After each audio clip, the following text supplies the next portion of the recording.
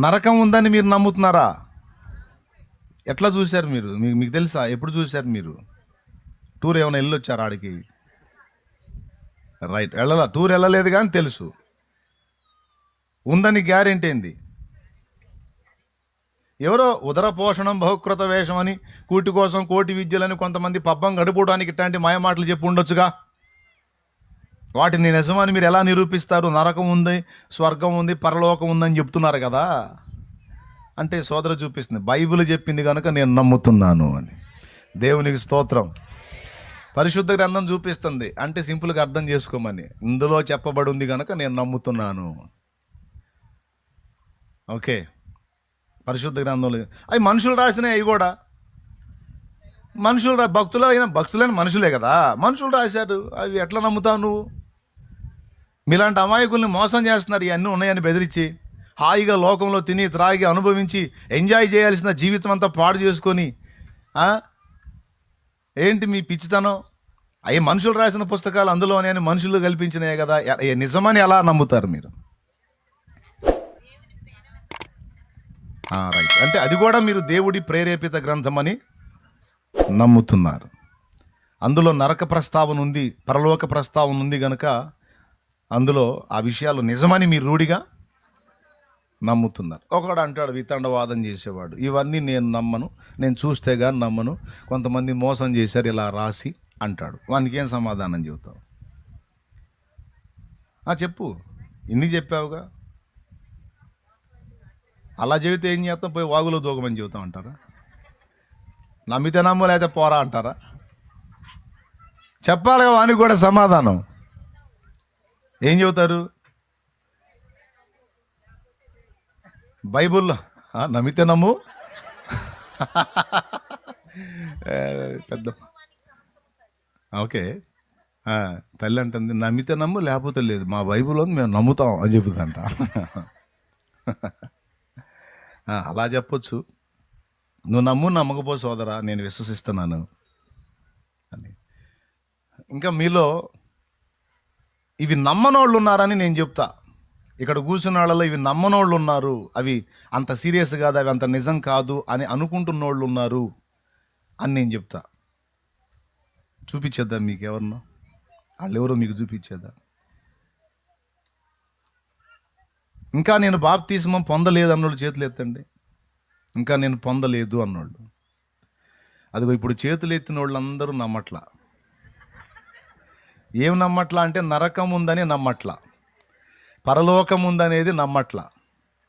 ఆ నరకం తప్పించి పరలోకం మనకి ఇవ్వటానికి యేసయ్య ప్రాణం పెట్టి తిరిగి లేచాడనే విషయాన్ని నమ్మట్లా. మళ్ళీ వాళ్ళు కూడా హల్లెలూయా చెప్పారు. ఇందాక వాళ్ళు కూడా స్తోత్రాలు చెప్పారు.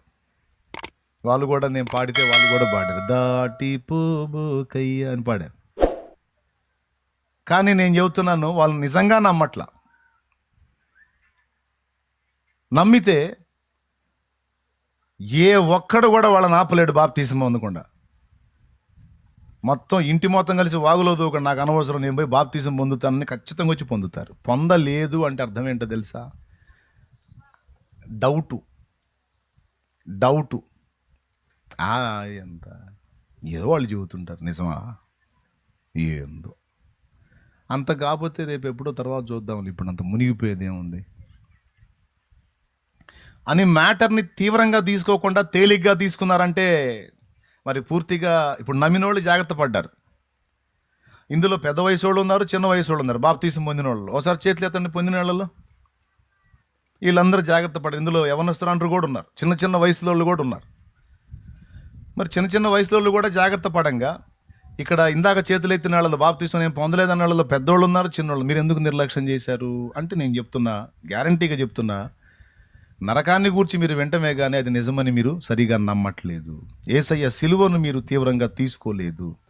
యేసు రక్తం ద్వారా పాప క్షమాపణ కలుగుతుంది, అమ్మో నాకు ఇది సువర్ణ అవకాశం, నేను వెంటనే దీన్ని నెరవేర్చాలనే ఆలోచన మీకు రాలా. అందుకే మీరు నిర్లక్ష్యం చేశారు. అంటే చాలా విషయాలు నమ్ముతున్నట్టుగా కనపడుతున్నారుగా నిజంగా నమ్మట్లా. ఓకేనా? వాళ్ళ సంగతి తేలిపోయింది. ఇప్పుడు మీరు నమ్మి బాప్తిసం పొందారు అన్నారు కదా, మీకు కూడా చెప్తా, మీరేం అనుకోవద్దు నన్ను. మీరు కూడా నమ్మట్లా.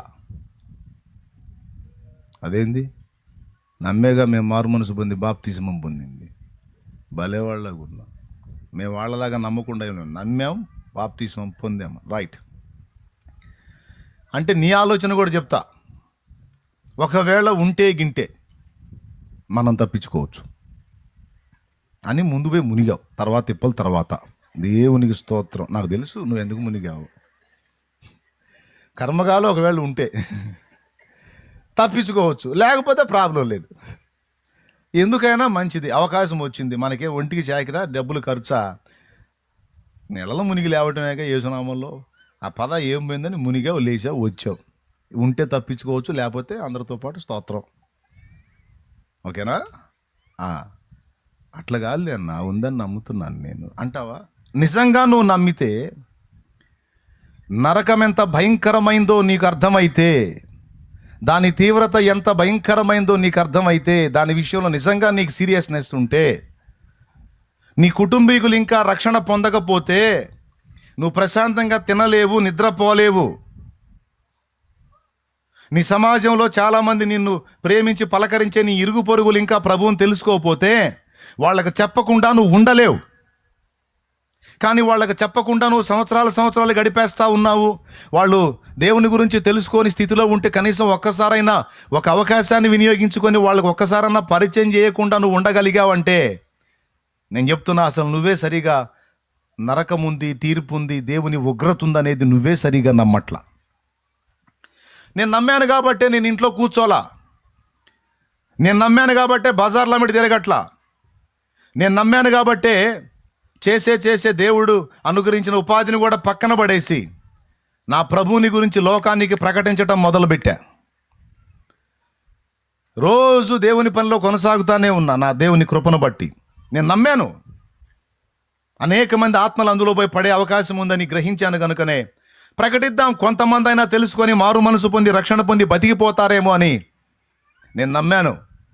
నా కుటుంబానికి మొత్తుకొని బ్రతిమలాడి నా రక్త సంబంధికులందరికీ చెప్పాను. వాళ్ళకి దేవుని ప్రేమ చూపించాను. చేయవలసిన హెచ్చరికలు వాళ్ళు దొరికినప్పుడల్లా చేశాను. దేవుని మహాకృపను బట్టి నా తండ్రి తరపు వారిని అనేకుల్ని, నా తల్లి తరపు వారిని అనేకుల్ని, నా తల్లిదండ్రులు కలిసి కన్న సంతానములు అనేకుల్ని రక్షణలోనికి నడిపించాను దేవుని కృపతో. అంతటితో ఆగకుండా నరకం భయంకరమైంది కనుక నా సమాజానికి కూడా ప్రకటించాను. నేనున్న పట్టణానికి ప్రకటించాను. ఇప్పుడు నేనున్న రాష్ట్రానికి, తెలుగు ప్రజలకు, తెలుగు తెలిసిన ప్రజలందరికీ కూడా మాట ద్వారా, పాట ద్వారా, పుస్తకం ద్వారా రకరకాలుగా నా ప్రభువుని గూర్చి, రాకడను గూర్చి, ఆయన సత్యాన్ని గూర్చి, ఆయన చేసిన శిలువ త్యాగాన్ని గూర్చి, రాబోతున్న ఉగ్రతను గూర్చి ప్రకటిస్తానే ఉంటా. నన్ను దేవుడు పిలిచిందాకా ఈ పని కొనసాగుతానే ఉంటుంది, దాగదు. ఇవన్నీ ఎందుకు చేస్తున్నా? భక్తులందరూ ఎందుకు చేస్తున్నారు? సువార్త ప్రకటించే వాళ్ళంతా ఎందుకు ప్రకటిస్తున్నారు? ప్రార్థించే వాళ్ళంతా ఆత్మల రక్షణ కోసం ఎందుకు కన్నీరు మున్నీరు అవుతున్నారు తెలుసా? అవి నిజమని వాళ్ళు నమ్మారు. అవి నిజమని నమ్మారండి. నువ్వు కూడా నమ్మి బాప్తిస్మం పొంది ఒడ్డెక్కి నా మట్టుకు నేను మామ అనుకుని సర్దుకున్నావు తప్ప, అయ్యయ్యో నా తల్లి పొందలేదు రక్షణ, నా తండ్రి పొందలేదు రక్షణ, తోడబుట్టిన వాళ్ళు పొందలేదు రక్షణ ప్రభువా అని ఎప్పుడన్నా దేవుని ముందు కూర్చొని ఏడిస్తే నువ్వు నిజమని నమ్ముతున్నట్టు. వాళ్ళకి ఎప్పుడైనా చెప్పడానికి ప్రయత్నించావా బ్రతిమలాడి? నీ ఇరుగు పరుగులో ఒక్కసారి నా కనీసం 4 ఆత్మలు రక్షించిన చరిత్ర నీకుందా? కనీసం 4గురికి సువార్త చెప్పిన చరిత్ర నీకుందా? ఉంటే నువ్వు నమ్ముతున్నట్టే. కానీ అలాంటివేవి చేయలేదు అంటే నువ్వు వాటిని సీరియస్గా తీసుకోలేదు, అవి తీవ్రమని నమ్మట్లేదు. నీ భర్త మారకపోతే నీకు చింత లేదు. నీ పిల్లలు రక్షణ పొందకపోతే నువ్వే ఆపుతావు. ఆగు, ఏంది బాప్తిస్మం అంటే మాట్లాడింది ఆగు అన్నావు. పొందకుండా బుడిక్కను పోయిందనుకో, మాటల అని ఆపావు, పోయిందిగా, ఇప్పుడు నరకానికి పోయిందిగా. అంటే అది అంత తీవ్రమని, ఉగ్రతను గూర్చి, నరకాన్ని గూర్చి, దేవుని తీర్పును గూర్చి అది ఎంత భయంకరమో నువ్వు దాన్ని తక్కువ అంచనా వేశావు. నువ్వు దాన్ని నమ్మలా. నమ్మితే గుండెల్లో భయం, వేదన. ముందు నువ్వు నా ఇంటి వారు యెహోవాను సేవించదు అన్నట్టు ముందు ఇల్లు మొత్తం ఒడ్డెక్కాల్సిందే అని అందరినీ ప్రోత్సహిస్తావు. అలా చేయకుండా నువ్వు ఆపుతున్నావంటే, ఇతరులకు ప్రకటించకుండా హాయిగా తిని నిద్రపోతున్నావంటే వాటిని సీరియస్ అని నువ్వు నమ్మట్లేదు. ఏమనుకోవద్దు. ఒప్పుకుంటారా ఇప్పుడు? కరెక్టేనన్నా అని. చూడు, నమ్ముతున్నాం అన్నాళ్ళలో కూడా దోషం ఉంది. అయితే సగం బెటర్.